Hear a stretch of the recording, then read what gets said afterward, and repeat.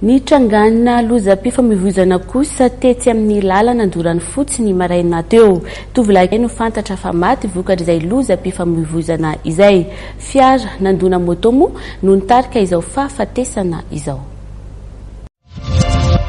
Tovolahy iray antsoina hoe Ratefinarivonjy pakasary eo amin'ny imprimerie Niag no fantatra fa namonia io maraina io tokony ho tamin'ny 3 ora maraina vokatry ny lozam-pifamoivoizana izay nahazo azy tetsy Andoharany fotsy eo akaiky ny boulangerie Point Chaud.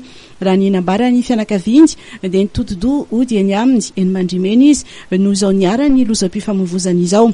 Nandeha moto izy tamin'izany ary nifandona tamin'ny fiara iray izay nandeha mafy tokoa satria dia tany amin'ny 200 km isan'oratany hoaniny afaka hanambadehany izany fiara izany raha nambara andreo nanatry maso. Vetivety dia voadidin'olona ny toerana nitrangany loza ary nisy nilaza fa nitsoaka ilay tena namily ny fiara ka olona hafa no nitolo tena ho teo amin'ny familiana. Niteraka disadisa moa izany raha ny fijoroana vavonimbelona hatrany mba hisoroana ny mety ho fioaram-pefy sy ny mety hatongavana hatrany amin'ny fitsaram-bahoaka dia noentiny mpitandro ny filaminana ny ala amin'ny toerana nitrangany loza ilay voalaza fa tena mitondra ilay fiara ilay nitonona ho nitondra kosa natao fanady ajiana.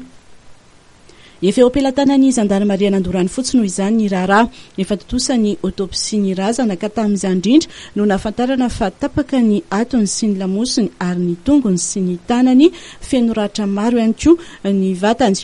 Ny sakosy izay nisy ireo fitaovana samihafa hoentin'ny miasa moa toy ny fakan-tsary numerika dia nisy nangalatra tamin'ny fotoana izay mbola nampisavorovorony rehetra. Marina fa namela vady sy kamboto miisa 3 i Ratefinarivonjy.